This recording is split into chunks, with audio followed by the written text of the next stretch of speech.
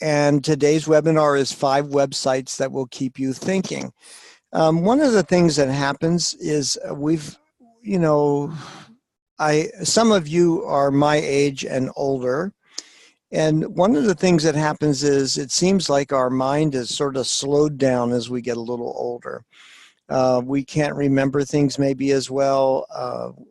There's lots of things that we just can't seem to get our minds in gear anymore like we used to.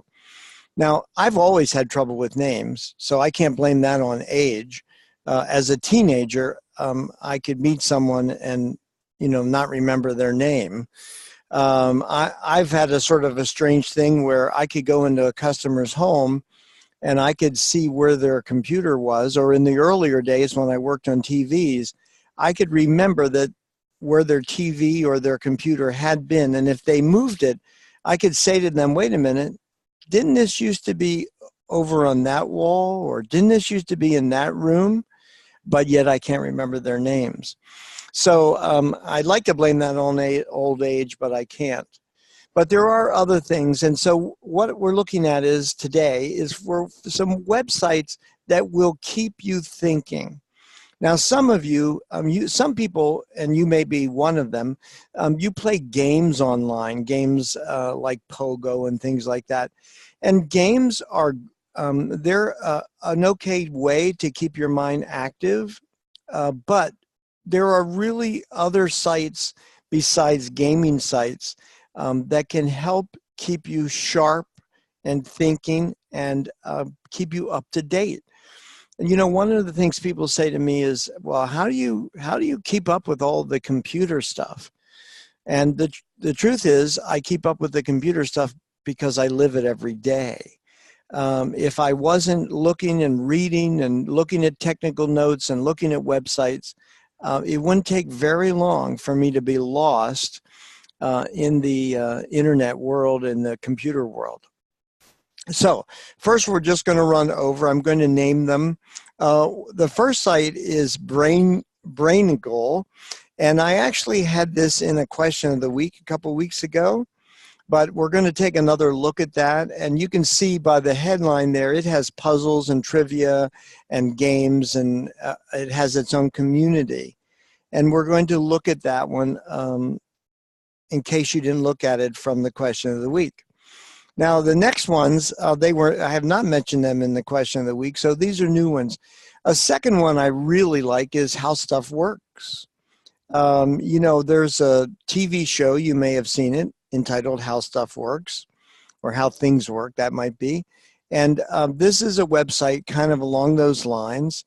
And when you see how certain things work, it can help, stimulate your thinking and keep you sharp. And that's one of the reasons I really like this site. So that's the second site we're going to look at. The third site we're going to take a look at is TED.com. TED is, these are videos of people talking about almost any subject you can think of. And these are generally people that have some expertise in that subject. And there's so many things you can learn. Some are serious, some are funny, and we're going to take a look at that website also. The fourth one is, you may have never heard of this site. It's called eyewitnesstohistory.com. And it's history looking through the eyes of those people that have lived it.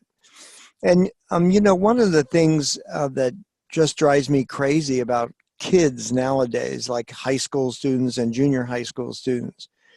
When I was in junior high and in senior high, my weakest subjects were history and geography. I just had a tough time with those, most of the time because the textbooks, they were always so far behind. When you're looking at geography and you're looking at, say, the African continent, those countries changed pretty rapidly when I was in school, and we would have these books that were already outdated.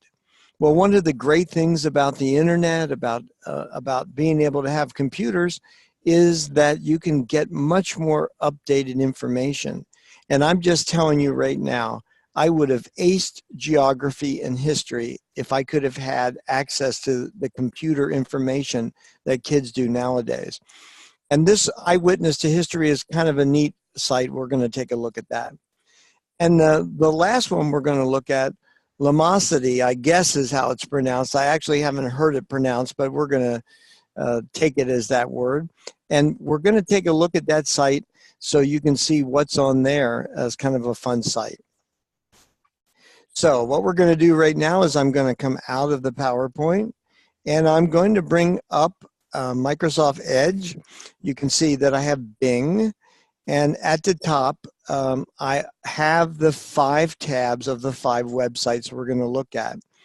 So the first one is Braingle. And on this site, as it says, you can clearly see at the top, it says brain teasers, riddles, trivia, games, and more. And a lot of these things really make you think. So for instance, here's a brain teaser, and let me see if I can make this a little bigger for us so that you can maybe have a little better look. Okay, so here's one. This is today's brain teaser. It says, breaking the sound barrier. A number of people have broken the sound barrier, either in a super fast car or in nice fancy planes. However, hundreds of years ago, it was broken on horseback. How? Okay, so that's one for you to think about. And if you can get your mind working, their trivia brain teasers are a lot like this. Now, I could click and show the answer. I'm only going to tell you that it has to do with horses and horsewhips. So what you want to do is you want to go to this site and take a look at that. Now, you can back up and look at other brain teasers, and there's a long list there. And they put one up every day. As you can see, it changes every day. So it's kind of a fun site to go back to and try to solve those brain teasers. And some of them, sometimes they will make your eyes roll when you see the answer, because your mind just doesn't work that way sometimes. And it's really kind of a fun thing. And then at the top, you can see there are trivia quizzes that you can take. Down below is the daily trivia quiz. And how much do you know about America's favorite cookie, the Oreo? And again, you can back up and you can look at previous ones.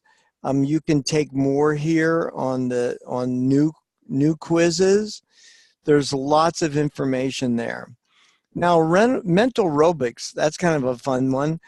In here, you can look at memory tests. You can do flashcards. You can build your vocabulary.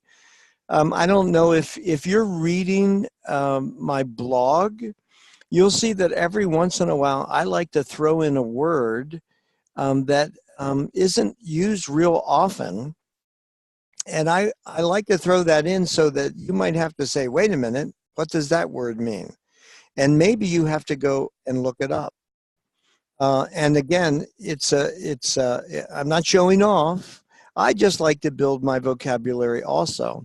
So there's IQ tests on here. There's all kinds of good stuff you can do. And there are games, okay? And there's a community where you can, talk to people. There's live chat. You can be social. You can do all kinds of things on this website. And it's a great website for keeping or helping to keep your mind sharp. All right, so I'm going to encourage you, if you did not go look at this site from the question of the week, please go look at it from today's webinar, because it's really a neat site. The next one I said we look at is How Stuff Works. And this is another great site, and you can look at the top, and again, I'll see if I can make this a little bigger for you. Across the top, there's a menu. And when you click on that menu, there's all kinds of things that you can look at and find out how things work. Like there's tech, home and garden. If you're in a place where you get to do some gardening, Okay, here's a great one. Since I used to be an appliance repairman, this one is definitely dishwashers need cleaning too. And that's very true. I used to tell people all the time. And by the way, I just want you to know, when you're an appliance repairman and you're a man, there's nothing more interesting than going into a woman's kitchen and telling her that she's either not washing her dishes correctly or going into her laundry and telling her that she's not loading her laundry correctly. There's a real fun thing when that happens. But anyway, dishwashers do need cleaning. And if you were to click on that, you'd find out why and how. And then there's all kinds of things on here. All right. So it's great. They tell you how to do certain things, how to paint to update a room, how often should you clean your dorm room if it's for kids. There's some great things on this site. Again, Home and Garden, you can see there's a drop-down menu and you get all the same thing that was across the top. So you could look at tech if you wanted to and click on that. And the reason that this keeps you, like biometrics, you know, for instance, one of the computers that I use, I log in completely just by putting my fingerprint on it. My iPhone X, you know, I log into all kinds of things by letting it look at my face. The camera opens up and looks at my face. Biometrics. This is great. Part 1, you can learn all about biometrics. And if there's a part 1, there's probably a part 2 at least. So there's all kinds of things you can do on how stuff works.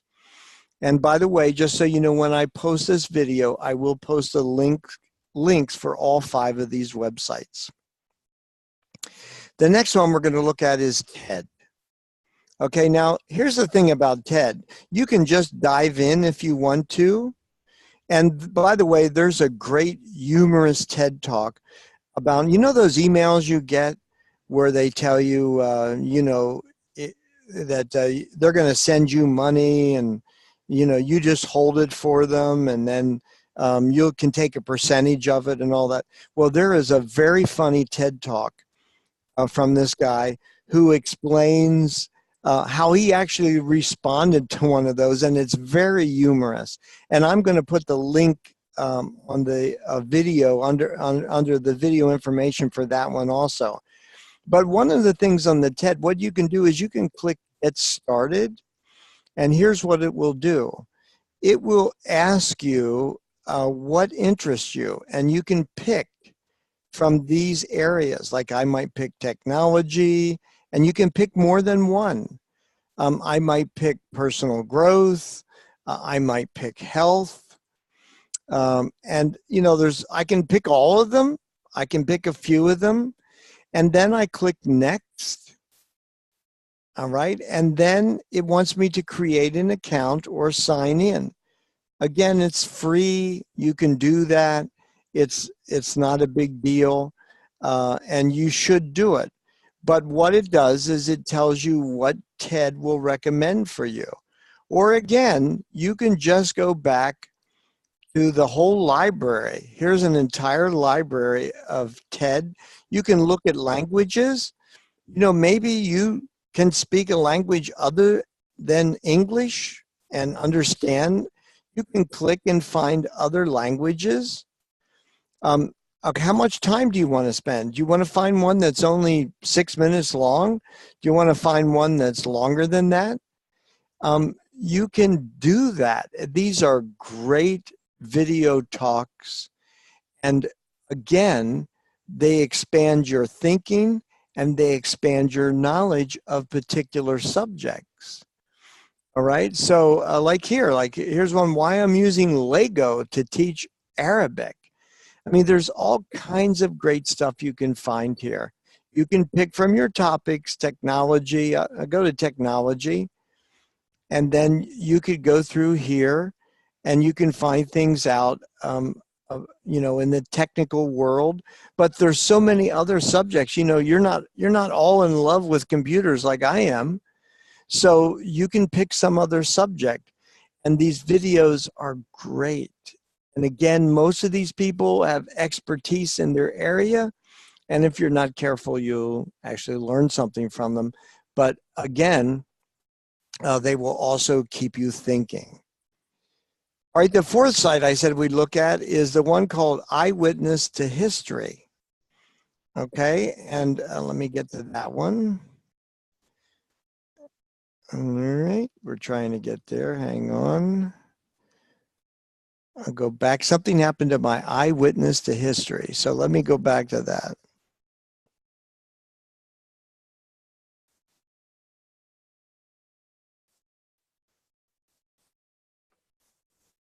See if I can get us there. Okay, here it is. And again, I'll try to make this a little bigger for you.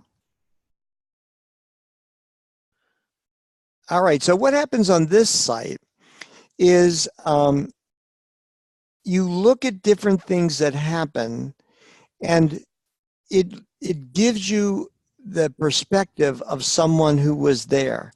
It might be in video, it might be audio, it might be written. But for instance, you could look at all kinds of things. They have a spotlight. You can go over here to where it says Eyewitness to History. There's all kinds of icons. And if you put your mouse there and click on it, it will wind up giving you an eyewitness account. Like, for instance, this one is the Bolsheviks stormed the Winter Palace in 1917. Over on the left, there's a menu. Okay, there's all kinds of things. The first flight in 1903. There's all kinds of things that it gives you, and it gives you the history from the perspective of someone who was there or who participated. It's a very neat site. And of course, one of the things that can happen on all of these sites, including this one, is you'll find out that you might be spending a lot of time there. But the good news is you're using your brain, you're thinking, you're learning. Again, there's a menu at the top. You can look at the photos of the week. And if I click on that, it gives you a photo of the week. It explains about that.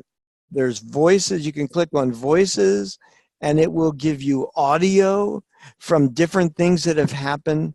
It's just the death of Franklin Roosevelt in 1945. There's all kinds of audio you can find. This is an awesome site, and you definitely should check that out. Now, the last one that we're going to look at, and I'll have to go back to that because I lost it in the eyewitness one. So let me type that in. See if I spelled that right. Yes. Now, here's what happens on this site. Okay, they want you to get started. And what they want to do is you put some information in, and again, it's perfectly safe to do that. You click Get Started Now, and it will ask you for your name, your birth date. You can sign up. You can sign in with Google or Facebook if you have a Facebook account, or if you've already created an account, you can click down here and click to log in. So I already created one. So I'm going to log in here. If I can remember my password, what do you think of that? Let's see if that's correct. It is, it got me in. So what you do is you can take these different tests, and it will measure certain things about how fast you respond, how correct you are, flexibility, attention, memory, results. And I did a few earlier just to see, but I want to show you what it does is it loads up attention, train of thought. Okay, test your attention by directing each train to its matching station. Now, those of you that know me, I love trains. So this would be a great one for me to participate in, wouldn't it? I'm not going to do it right now, just in case I really bomb out. I don't want all of you to see that I bombed out on it. But there's all kinds of tests, and what it does is it measures how fast you respond. Like the first one I took, I used my arrow keys on the keyboard, and you would match certain things, kind of like an IQ test, but it also measures the speed. And there's all kinds of stuff on here. You have up here, you have your stats. I don't know, I'll take a look at that.